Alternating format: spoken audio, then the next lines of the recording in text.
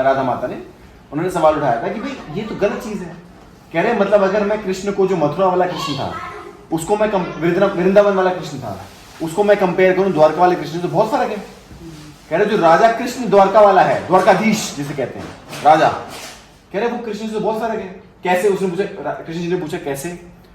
कहते जो द्वारकाधीश है, कह रहे वो एक उंगली पे सुदर्शन चक्र उठाता है और जो 10 उंगली से जो आप बांसुरी बजाते थे वो तो आपने छोड़ दी, और जो आप एक उंगली पे उठा रहे हो उससे आप विध्वंस कर रहे हो, सर्वनाश कर रहे हो। कह रहे जब आप वृंदावन में थे, जब आप मथुरा में थे, तो आप गोपियों को लुभाते थे, तो आप पूरा समाज का मतलब प्रकरण जो थे उसको बहुत मतलब महत्वपूर्ण बनाते थे, और अंत में आपने क्या किया? अपनी प्रजा को बचाने के लिए, आप यही बोलते हो ना कि आपने अपनी प्रजा को बचाने के लिए, आतंक से बचाने के लिए आपने उनको द्वारका में शिफ्ट कर दिया। तो आप यमुना का पानी पीते थे, अपनी प्रजा को यमुना का मीठा पानी पिलाते थे। आपने अपने मत के हिसाब से आपने उनको खारा पानी चुनने में विवश कर दिया। उनकी क्या गलती थी? क्योंकि उन्होंने आपको चुना, है ना? तीसरी बात उन्होंने बोला,